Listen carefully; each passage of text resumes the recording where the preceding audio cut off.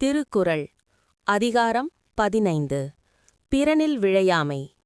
திருக்குறளும் சனாதன தர்மமும் ஒன்றுதான் என்பதை உரிய ஆதாரத்துடன் நிரூபிக்கும் பதிவு. திருக்குறள் 141. பிறன் பொருளால் பெட்பறியார் நாணார், அறிவுடையார் இன்பத்துள் இன்மை துணிந்து. விளக்கம். மற்றவருக்கு உரிமையான மனைவியின் மேல் ஆசை கொள்ளும் அறியாமையை அறிவுடையவர்கள் செய்ய மாட்டார்கள்.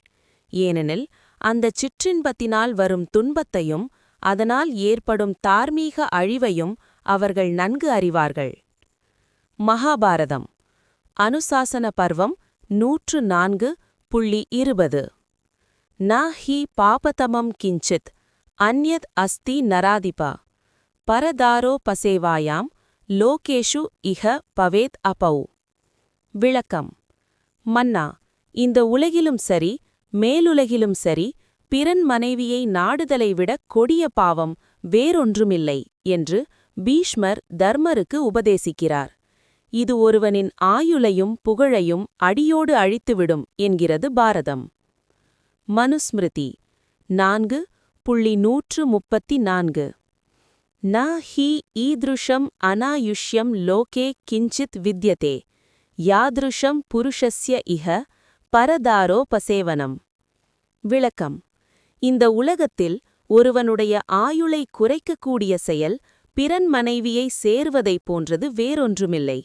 இது மனிதனின் ஆரோக்கியம், செல்வம் மற்றும் ஆன்மீக பலத்தை நேரடியாக பாதிக்கும் என்கிறது ஸ்மிருதி. ஒப்பீடு.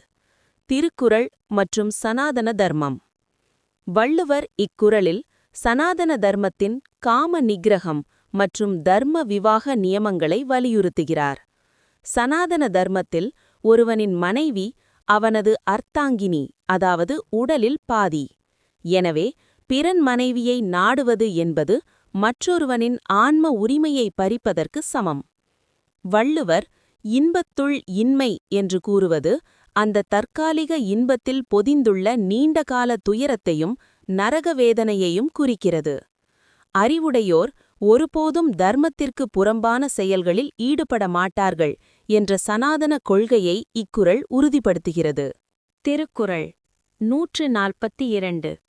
அரண் கடை நின்றாருள் எல்லாம் பிறன் கடை நின்றாரின் பேதையார் இல். விளக்கம்.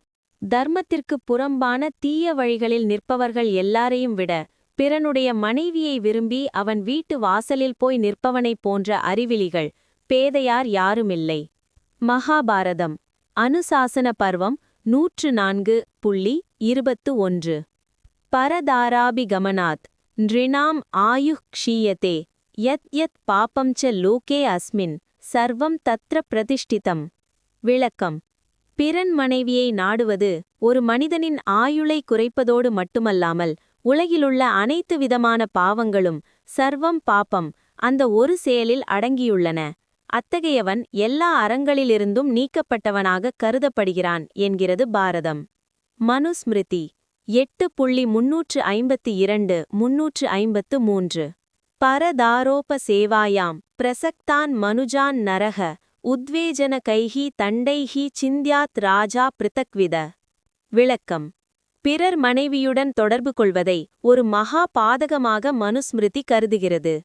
இது சமூகத்தின் ஒழுக்க கட்டமைப்பையே சிதைக்கும் செயல் என்பதால் அத்தகைய பேதைகளை தண்டிக்க வேண்டியது அரசனின் கடமை என்கிறது. இது தர்மத்தின் எல்லையை தாண்டிய இழிவான நிலையாகும். ஒப்பீடு. திருக்குறள் மற்றும் சனாதன தர்மம். வள்ளுவர் இக்குறளில் சனாதன தர்மத்தின் மரியாதை எனும் தத்துவத்தை விளக்குகிறார். ஒருவன் எத்தனை பாவங்கள் செய்தாலும் பிறன் மனைவியை நாடுவது என்பது அவனது புத்தியின் உச்சக்கட்ட அழிவை காட்டுகிறது. சனாதன தர்மத்தில் ஒருவனின் இல்லம் என்பது புனிதமானது. பிறன் கடை நின்றார் என்பது அந்த புனிதமான எல்லைக்குள் அத்துமீறுவதை குறிக்கிறது. வள்ளுவர் இவர்களை பேதையார் என்று அழைப்பது அவர்கள் அடையும் தற்காலிக இன்பத்தை விட அதனால் அவர்கள் இழக்கப் போகும் தார்மீக பலமும் சமூக கௌரவமும் மிகப்பெரியது என்பதைச் சுட்டிக்காட்டவே. இது பரதாரம் மாகச்ச என்ற வேத வாக்கியத்தின் தார்மீக எச்சரிக்கையாகும். திருக்குறள் 143.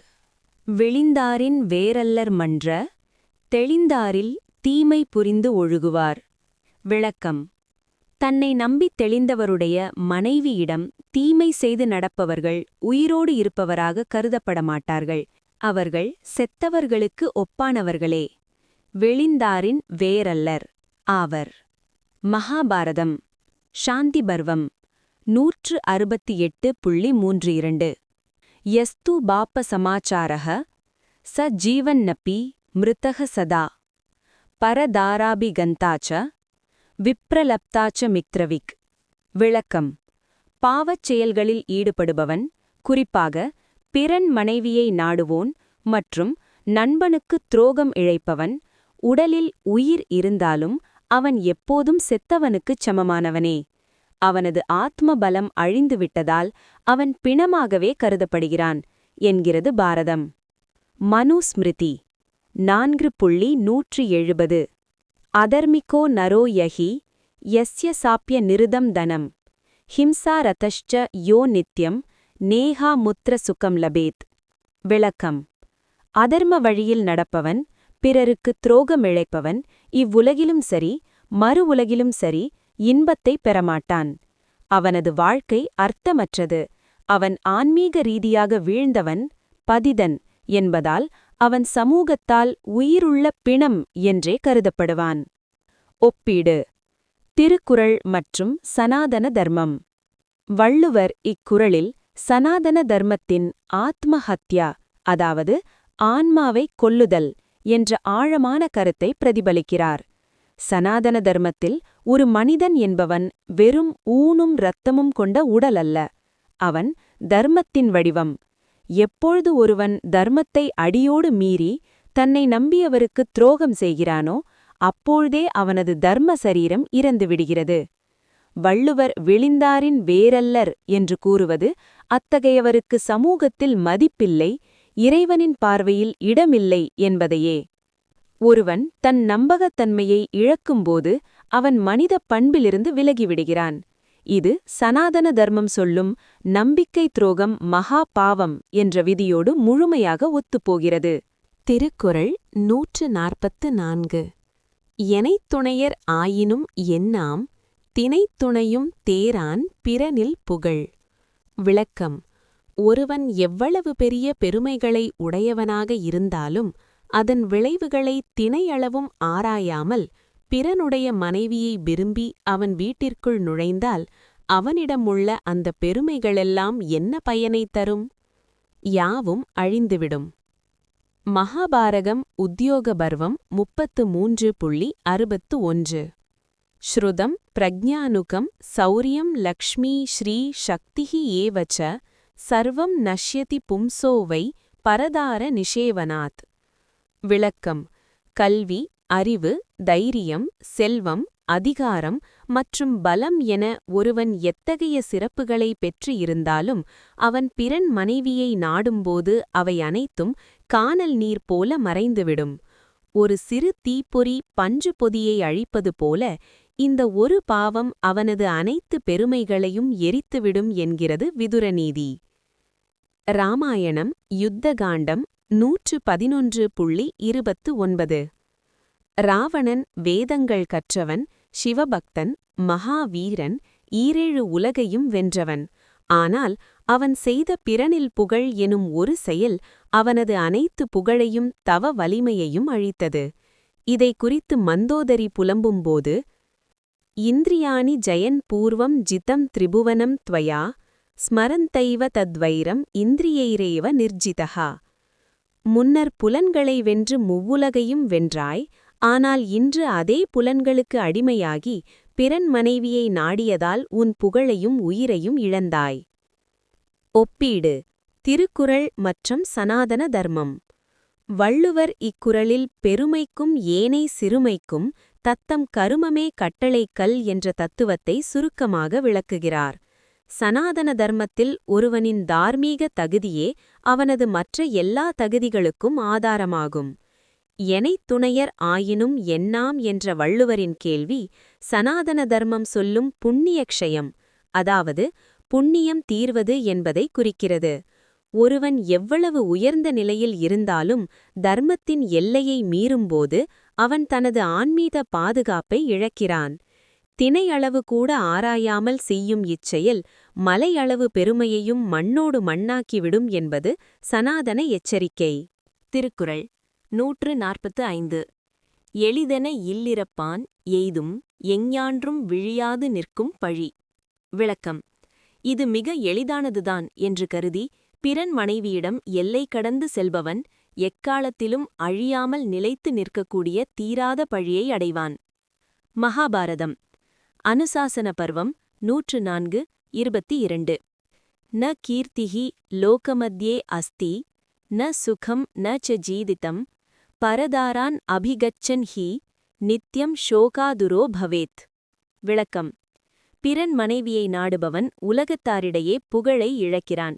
அவனுக்கு இன்பமும் இல்லை, அமைதியான வாழ்க்கையும் இல்லை.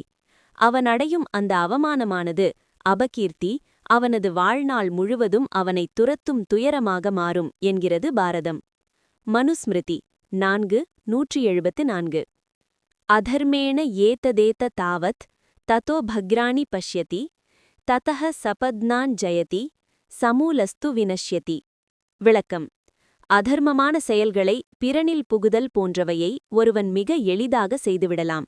அது தற்காலிக வெற்றியை தருவது போலவும் தோன்றலாம். ஆனால் இறுதியில் அந்த பாவம் அவனது வேரோடு அவனை அழித்து நீங்காத இகழ்ச்சியை தரும் என்கிறது ஸ்மிருதி. ஒப்பீடு. திருக்குறள் மற்றும் சனாதன தர்மம். வள்ளுவர் இக்குறளில் எளிது என்ற வார்த்தையை பயன்படுத்துவது மிக ஆழமானது. சனாதன தர்மத்தில் ஒருவன் செய்யும் பாவங்கள் 2 வகைப்படும். தெரியாமல் செய்வது, தெரிந்து கொண்டே இது எளிதுதானே யாரும் பார்க்கவில்லையே என்று ஆணவத்தில் செய்வது. விழியாது நிற்கும் பழி என்று வள்ளுவர் கூறுவது சனாதன தர்மம் சொல்லும் யஷ் க்ஷயம் என்பதை குறிக்கிறது. உடல் அழிந்தாலும் ஒருவன் செய்த தர்மம் புகழாக நிற்கும்.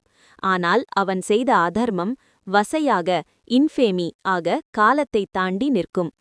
எளிவு என்று கருதி செய்யும் ஒரு சிறு அறமீறல் ஒருவனது குலத்தையே தலைகுனிய செய்யும் மகா பாவம் என்பதை இக்குறள் எச்சரிக்கிறது. திருக்குறள் 146. பகை, பாவம், அச்சம், பழி என 4ம் இகவாவாம் இல்லிரப்பான் கண். விளக்கம். பிறனுடைய மனைவியிடம் எல்லை கடந்து செல்பவனிடமிருந்து பகை, பாவம், அச்சம், பழி ஆகிய 4 தீமைகளும் எப்போதும் நீங்காமல் நிலைத்திருக்கும். மகாபாரதம். அனுசாசன பர்வம் 104.25.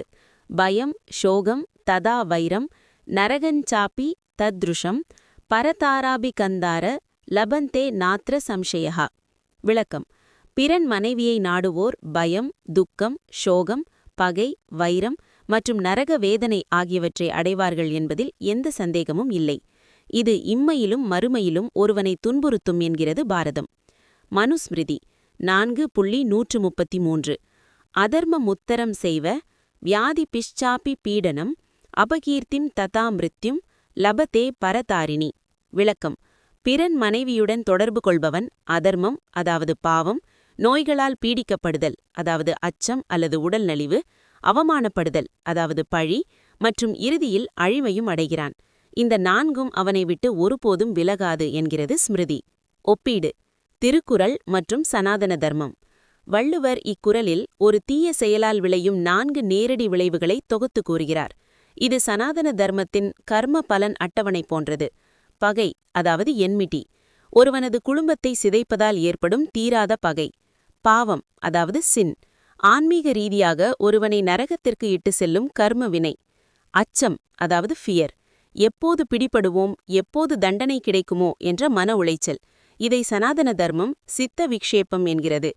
பழி, அதாவது இன்ஃபேமி, சமூகம் அவனை தூற்றும் நிலையான அவமானம். சனாதன தர்மத்தின்படி ஒருவன் தர்மத்தின் வழியில் வாழும்போது அவனுக்கு அபயம், அதாவது அச்சமின்மை கிடைக்கிறது.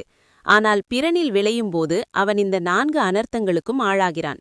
இகவாவாம் என்ற வள்ளுவரின் வார்த்தை இந்த 4ம் ஒரு நிழலைப் போல அவனை துரத்தும் என்ற கர்ம நியதியை உறுதிப்படுத்துகிறது. திருக்குறள் 147. அறனியலான் இல்வாழ்வான் என்பான் பிறனியலால் பெண்மை நயவாதவன். விளக்கம். அறத்தின் இயல்போடு இல்லறம் நடத்துபவன் என்று சிறப்பித்துச் சொல்லப்படுபவன் எவன் என்றால் பிறனுக்கு உரிமையானவளின் பெண்மையை, அழகை விரும்பாதவனே ஆவான். மகாபாரதம். சாந்தி பர்வம் 243.14 பிரஜார்த்தம் ஸ்வகிருஹே தாராக சந்துஷ்டோ பவதி யஹ சதா பரதாரான் ந கச்சேத் யோ தர்மிஷ்டஹ ச உச்யதே. விளக்கம்: தன் இல்லறத்தில் தன் மனைவியுடன் திருப்தியடைந்து தர்மத்தின் அடிப்படையில் சந்ததியை உருவாக்குபவனும் பிறன் மனைவியை மனதாலும் நினைக்காதவனுமே தர்மிஷ்டன், அதாவது அறநெறி நிற்பவன் என்று அழைக்கப்படுகிறான். அவனே உண்மையான இல்லறத்தான் என்கிறது பாரதம். மனுஸ்மிருதி 9.101 அந்யோன்யஸ்ய அவ்யபிசாரோ பவேத் ஆமரணாந்திகः ஏஷ தர்மः சமாசேன ஞேயः ஸ்திரீபும்சயோக பரஹ. விளக்கம்: கணவனும் மனைவியும் மரணம் வரை ஒருவருக்கொருவர் துரோகம் இழைக்காமல், அதாவது அவ்யபிசாரோ, ஒருவருக்கொருவர் உண்மையாக இருப்பதே இல்லறத்தின் மிக உயர்ந்த தர்மம். இந்த எல்லையை தாண்டாதவனே அறவழியிலான இல்லறத்தை நடத்துகிறான் என்கிறது ஸ்மிருதி. ஒப்பீடு: திருக்குறள் மற்றும் சனாதன தர்மம். வள்ளுவர் இக்குறளில் அறனியலான் என்ற சொல்லை பயன்படுத்துகிறார். சனாதன தர்மத்தில் இல்லறம் என்பது ஒரு தவம் போன்றது. ஒருவன் இல்லறத்தில் இருந்து கொண்டே புலன்களை அடக்கி வாழ முடியும் என்பதற்குச் சான்றே பிறனில் விழையாமை ஆகும். பெண்மை நயவாதவன் என்று வள்ளுவர் கூறுவது வெறும் உடல் சார்ந்த இச்சையை மட்டுமல்ல, மனதளவில் ஏற்படும் சலனத்தையும் தவிர்க்க வேண்டும் என்பதை குறிக்கிறது. சனாதன தர்மம் சொல்லும் ஏகபத்தினி விரதம் எனும் கொள்கையே இங்கே அறத்தின் இயல்பாக காட்டப்படுகிறது. பிறன் மனைவியை தாயாக கருதும் உன்னத மனநிலையே ஒருவனை சிறந்த இல்லறத்தானாக மாற்றுகிறது என்கிறது ஸ்மிருதி. திருக்குறள் 148. பிறன்மனை நோக்காத பேராண்மை சான்றோர்க்கு அரண் ஒன்றோ ஆன்ற ஒழுக்கு. விளக்கம்: பிறனுடைய மனைவியை ஒருபோதும் ஏறெடுத்தும் பார்க்காத அந்த மன வலிமை, பேராண்மை சான்றோர்க்கு அறம் மட்டுமன்று, அது ஒரு மிகச்சிறந்த ஒழுக்கமும் ஆகும்.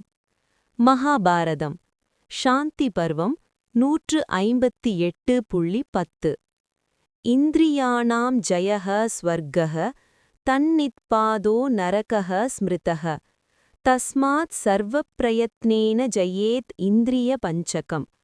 விளக்கம்: புலன்களை வெல்வதே ஸ்வர்க்கம், அவற்றிற்கு அடிமையாவதே நரகம்.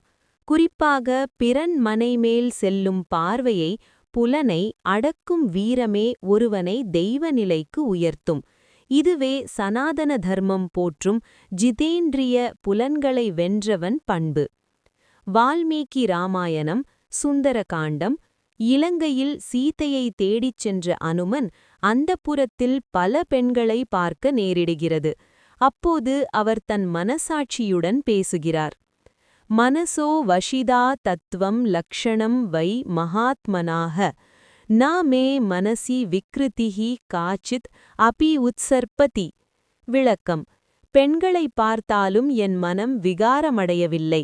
மனதை அடக்கி ஆளுவதே மகாத்மாக்களின் அடையாளம். அனுமனின் இந்த மன வலிமையைத்தான் வள்ளுவர் பேராண்மை என்கிறார். பிறன் மனைவியை தாயாக காண்பதே மிகப்பெரிய வீரம். ஒப்பீடு: திருக்குறள் மற்றும் சனாதன தர்மம். வள்ளுவர் இக்குறளில் பேராண்மை என்ற சொல்லை பயன்படுத்துகிறார். பொதுவாக போர்க்களத்தில் பகைவரை வெல்வதையே வீரம் என்பார்கள். ஆனால் சனாதன தர்மம் மற்றும் வள்ளுவம் ஆகிய இரண்டுமே தன்னை வெல்பவனே உண்மையான வீரன் என்றுகின்றன. சனாதன தர்மத்தில் மகாவீரன் என்று அழைக்கப்படுவதர் தன் காம குரோதங்களை வென்றவரே. நோக்காத பேராண்மை என்பது வெறும் செயல் மட்டுமல்ல, அது ஒருவனின் ஆழ்மன கட்டுப்பாட்டை குறிக்கிறது. சான்றோர்களுக்கு இது தார்மீக கடமை மட்டுமல்ல, அது அவர்களது ஒட்டுமொத்த ஆளுமையின் சிகரமும் ஆகும். திருக்குறள் 149. நலக்குரியார் யாரெனின் நாமநீர் வைப்பின் பிறர்க்குரியார் பெண்மை நயாதவர். விளக்கம்: கடல் சூழ்ந்த இவ்வுலகில் எல்லா நன்மைகளையும், அதாவது நலன்களையும் அடைவதற்கு உரியவர் யார் என்றால், பிறனுக்கு உரிமையானவளின் பெண்மையை, அதாவது அழகை விரும்பாதவர்களே ஆவர். மகாபாரதம் அனுசாசன பர்வம் 145.42 பரதாரான் ந கச்சேத் யோ தர்மிஷ்டः ச உச்யதே சர்வான் காமான் அவாப்னோதி தீர்காயுஹு சைவ விந்ததி.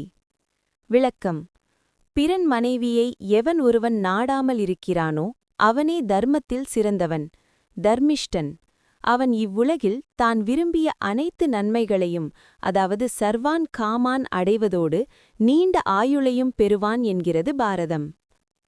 மனுஸ்மிருதி 4.156 ஆச்சாரால் லபதே ஹ்யாயுர் ஆச்சாரால் லபதே ஸ்ரியம் ஆச்சாராத் கீர்த்திம் ஆப்னோதி புருஷः பிரேத்ய சேஹ ச.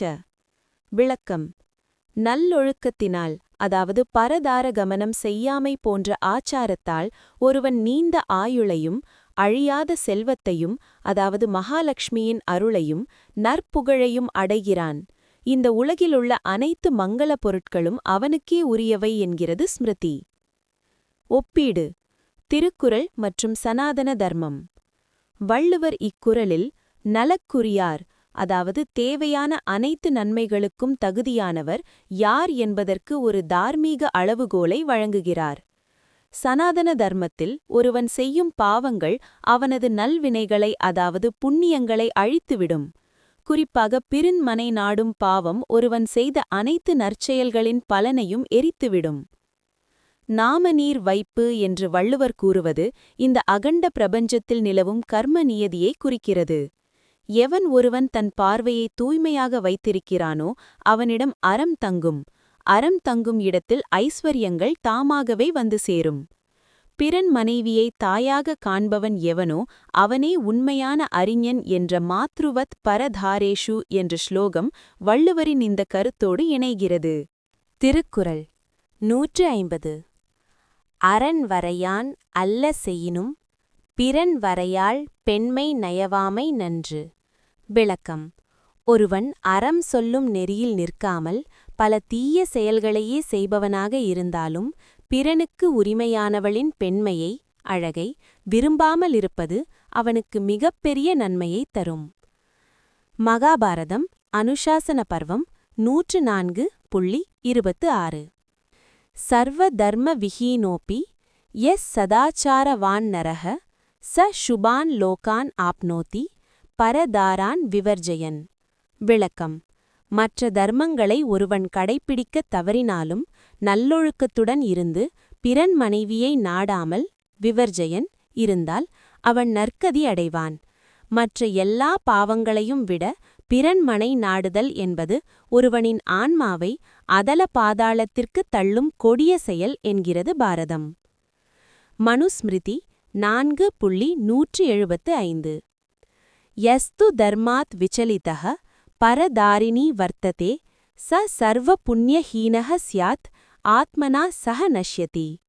விளக்கம்: தர்மத்திலிருந்து விலகி பிறன் மனைவியுடன் தொடர்பு கொள்பவன் தான் அதுவரை செய்த அனைத்து புண்ணியங்களையும் இழக்கிறான். அவன் மற்ற நற்செயல்களை செய்தாலும் இந்த ஒரு தீய செயல் அவனது ஆன்மாவை அழித்துவிடும். எனவே இதை தவிர்ப்பதே ஒருவனுக்கு எஞ்சியிருக்கும் தார்மீக பாதுகாப்பாகும். ஒப்பீடு: திருக்குறள் மற்றும் சனாதன தர்மம். வள்ளுவர் இக்குறளில் ஒரு மிக முக்கியமான தார்மீக முன்னுரிமையை வழங்குகிறார். சனாதன தர்மத்தில் பாவங்கள், உபபாதகங்கள் மற்றும் மகாபாதகங்கள் என வகைப்படுத்தப்பட்டுள்ளன. பிறன் மனை நாடுதல் என்பது ஒரு மகாபாதகம். அரண் வரையான் அல்ல செய்யினும் என்று வள்ளுவர் கூறுவது ஒருவன் மற்ற பலவீனங்களால் சில தவறுகளை செய்தாலும் இந்த ஒரு மகாபாதகத்தை செய்யாமல் இருப்பது அவனது ஆன்மாவை முழுமையாக அழிவிலிருந்து காப்பாற்றும் கடைசி அரண் போன்றது என்பதாகும். சனாதன தர்மத்தின்படி காம உணர்வை கட்டுப்படுத்தி பிறன் மனைவியை ஒருவன் மதிக்கிறான் என்றால் அவனிடம் இன்னும் மனுஷ்யத்துவம் மிச்சமிருக்கிறது என்று பொருள். அந்த ஒரு பண்பு அவனை மீண்டும் நல்வழிக்கு கொண்டுவர உதவும் மருந்தாக அமையும். இதன் மூலம் பிறனில் விழையாமை அதிகாரம் முழுமை பெற்றது. திருக்குறளின் பிறனில் விழையாமை அதிகாரம் சனாதன தர்மத்தின் சமூக கட்டமைப்பின் அஸ்திவாரமான குடும்ப தர்மம் மற்றும் தனிமனித ஒழுக்கமான இந்திரிய நிக்கிரகம், அதாவது புலனடக்கம் ஆகியவற்றை எங்கனம் பாதுகாக்கிறது என்பதை குறித்த தொகுப்புக் கட்டுரை இதோ. பிறனில் விழையாமை, சனாதன குடும்ப அமைப்பின் அரண். சனாதன தர்மத்தில் இல்லறம் என்பது வெறும் உடல் சார்ந்த இன்பத்திற்காக அமைக்கப்பட்டதல்ல. அது ஒரு யக்ஞம், அதாவது வேள்வி. ஒரு சமுதாயத்தின் வலிமை அதன் குடும்பங்களின் தூய்மையில் உள்ளது. வள்ளுவர் பிறனில் விழையாமை அதிகாரத்தில் வலியுறுத்தும் கருத்துக்கள் தர்மசாஸ்திரங்கள் போதிக்கும் பரதார வர்ஜனம் எனும் உன்னத நெறியின் சாரமாகும். 1. காம நிக்கிரகம், அதாவது புலன்களை வெல்லுதல். சனாதன தர்மம் மனிதனின் 4 இலக்குகளில் ஒன்றாக காமத்தை வைத்திருந்தாலும் அது தர்மத்திற்கு உட்பட்டதாக இருக்க வேண்டும் என்கிறது. வள்ளுவர் பிறன்மனை நோக்காத பேராண்மை என்று குறிப்பிடுவது சனாதன தர்மம் போற்றும் ஜிதேந்திரிய, அதாவது புலன்களை ஜெயித்தவன் நிலையைத்தான். மனதை கட்டுப்படுத்தி தர்மத்தின் எல்லைக்குள் நிறுத்துவதே உண்மையான வீரம். இக்கட்டுப்பாடே ஒருவனை விலங்கு நிலையிலிருந்து மனித நிலைக்கு உயர்த்துகிறது. 2. குடும்ப அமைப்பின் புனிதத்தன்மை, அதாவது மரியாதா. சனாதன தர்மத்தில் கணவன் மனைவி உறவு என்பது 7 பிறவிகளுக்கும் தொடரும் புனித பிணைப்பாக கருதப்படுகிறது. அறனியலான் இல்வாழ்வான் என்று வள்ளுவர் சொல்வது இல்லறத்தான் தன் மனைவிக்கு உண்மையாக இருக்கும் ஏகபத்தினி விரத நெறியை குறிக்கும். பிறன் மனைவியை நாடுவது என்பது ஒரு தனி மனிதனின் வீழ்ச்சி மட்டுமல்ல, அது 2 குடும்பங்களின் அமைதியையும் சமூகத்தின் நம்பிக்கையையும் சிதைக்கும் ஒரு மகா பாவம், அதாவது மகாபாதகம். 3. தார்மீக மரணம், ஆன்மீக வீழ்ச்சி. வள்ளுவர் விழிந்தாரின் வேரல்லர் என்று கூறுவது சனாதன தர்மத்தின் பதித்த நிலையை உணர்த்துகிறது. ஒருவன் பிறன் மனைவியை நாடும்போது அவனது ஆத்ம தேஜஸ் அழிந்துவிடுகிறது. அவன் உயிரோடு இருந்தாலும் அவனது தார்மீக பலம் செத்துவிடுகிறது. இராமாயணத்தில் ராவணன் இழந்தது வெறும் போரை மட்டுமல்ல, சீதையை சிறை வைத்த கணமே அவன் தன் தார்மீக உரிமைகளையும் புகழையும் இழந்து உயிருள்ள பிணம் ஆனான் என்பதை சனாதனம் சுட்டிக்காட்டுகிறது. 4. கர்ம வினையும் சமூகப் பழியும். பகை, பாவம், அச்சம், பழி என்ற 4 தீமைகளும் ஒருவனை துரத்தும் என்பது சனாதன தர்மத்தின் கர்ம பலன் தத்துவமாகும். ஒருவன் மறைவாக செய்தாலும் அந்த அதர்மம் கர்ம வினையாக மாறி அவனை துரத்தும். இது சமூகத்தில் அவனது மதிப்பை கெடுத்து, அதாவது அபகீர்த்தி, அவனது சந்ததியினருக்கும் தீராத கரையை உண்டாக்கும். 5. நலக்குரிய தகுதி. உலகில் அனைத்து மங்களங்களையும் பெறுவதற்கு தகுதியானவன் பிறர்க்குரியார் பெண்மை நயாதவன் என்கிறார் வள்ளுவர். இது சனாதன தர்மம் கூறும் சதாச்சாரத்தின் பலனாகும். எவன் ஒருவன் பிறன் மனைவியை தாயாக கருதுகிறானோ, அதாவது மாத்ருவத் பரதாரேஷு, அவனிடம் மகாலட்சுமி நித்தியமாக வாசம் செய்கிறாள். முடிவுரை. பிறனில் விழையாமை என்பது ஒரு கட்டுப்பாடு அல்ல, அது ஒரு பாதுகாப்பு. இது தனி மனிதனை பாவம் என்ற படுகொழியிலிருந்து காக்கிறது, குடும்பத்தை சிதைவிலிருந்து காக்கிறது, சமுதாயத்தை பேரழிவிலிருந்து காக்கிறது. சனாதன தர்மம் காட்டும் தர்ம விவாக முறையின் மேன்மையையும் புலனடக்கத்தின் அவசியத்தையும் வள்ளுவர் இவ்வதிகாரத்தில் 10 மணிகளாக கோர்த்து வழங்கியுள்ளார். AI உதவியுடன் தொகுத்து வழங்குவது சுவாமி வித்யானந்தா, கன்னியாகுமரி. வாட்ஸ்ஆப் குழுவில் இணைய 9789 374109.